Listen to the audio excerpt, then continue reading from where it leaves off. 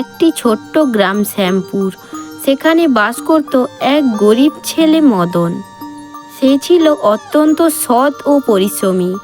মদনের বাবা মারা যাওয়ার পর তার মা অন্যদের বাড়িতে কাজ করে সংসার চালাতেন। মদন ছোট থেকেই তার মাকে সাহায্য করত। কখনো দোকানের মাল পৌঁছে দিত, যতটুকু পারত মায়ের কষ্ট কমানোর চেষ্টা করত। ওই গ্রামের ধনী জমিদার ছিলেন হরিপদ চৌধুরী, অত্যন্ত কৃপণ ও অহংকারী। মদন তার বাড়িতে মাঝে মাঝে কাজ করতে যেত।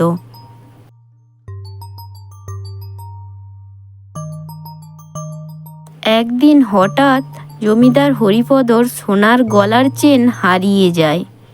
আমার এত দামি সোনার চেন কে চুরি করলো?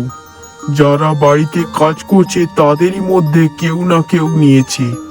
ডাকি সবাইকে। এই বলে সে ভেতরের দিকে চলে যায়।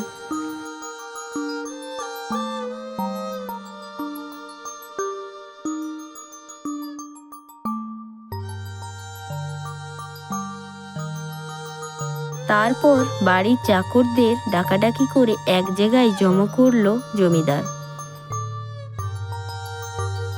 আমার সোনার চেন হারিয়ে গিয়েছে। কেউ যদি নিয়ে থাকিস তাহলে ভালোই ভালোই ফেরত দিয়ে দে, না হলে লাঠিয়ালদের দিয়ে সবাইকে পিটিয়ে মেরে ফেলবো।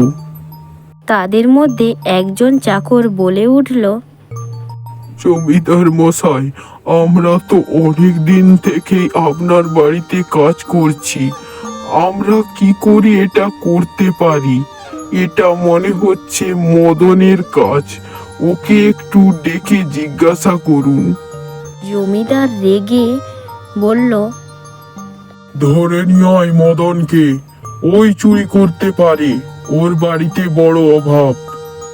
কিছুক্ষণ পর মদন এলো। কি হয়েছে জমিদার মশাই? আমাকে এইরকম ভাবে তুলে আনার কারণ কি? মদন, তুই জানিস না কেন এনেছি? আমার চুরি যাওয়া চেনটা ভালোই ভালোই ফেরত দিয়ে দে, না হলে তোর চামড়া তুলে নেব। জমিদার বাবু, আপনার দোহাই, আমি কোনো চেন চুরি করিনি।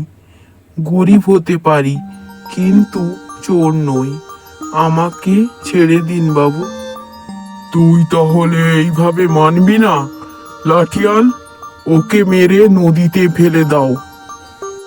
ঠিক সেই সময় মদনের মা ছুটতে ছুটতে জমিদার বাড়ির দিকে আসতে থাকে।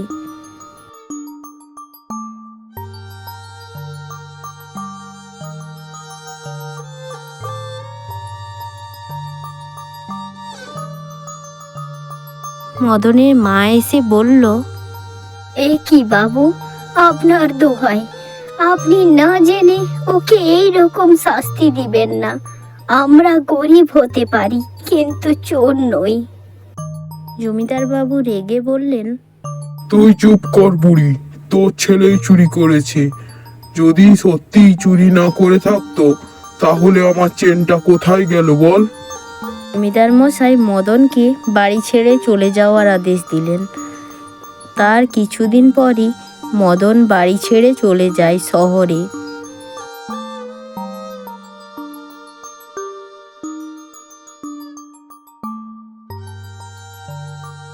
হঠাৎ একদিন জমিদার মশাই বাগানে পায়চারি করছে। করতে করতে দেখে একটি ঝোপের মধ্যে কি যেন একটা চকচক করছে। সে যখন ভালো করে দেখে তখন সে খুঁজে পায় তার হারিয়ে যাওয়া সোনার চেন।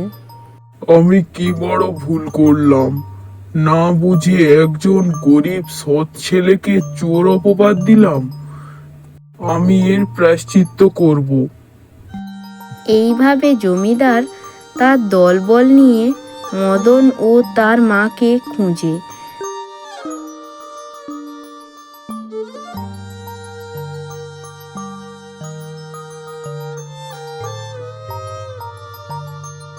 তাদেরকে গ্রামে ফিরে নিয়ে আসে। জমিদার মশাই মদনের কাছে ক্ষমা চাইলেন। মদন, আমি বড্ড ভুল করেছি, না বুঝে তোকে চোর অপবাদ দিয়েছি, অপমান করে গ্রাম ছাড়া করেছি। আমি পাপ করেছি, এই পাপের প্রায়শ্চিত্ত হয় না। মদন তখন জমিদার বাবুকে বললেন, বাবু, আপনি আমাদের মা বাপ, আপনি ক্ষমা চেয়ে আমাকে ছোট করবেন না।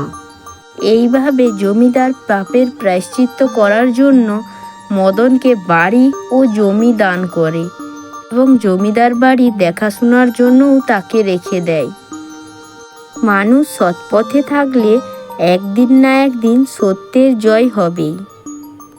আমাদের ভিডিওটি যদি ভালো লেগে থাকে লাইক করে চ্যানেলটিকে সাবস্ক্রাইব করে দিন।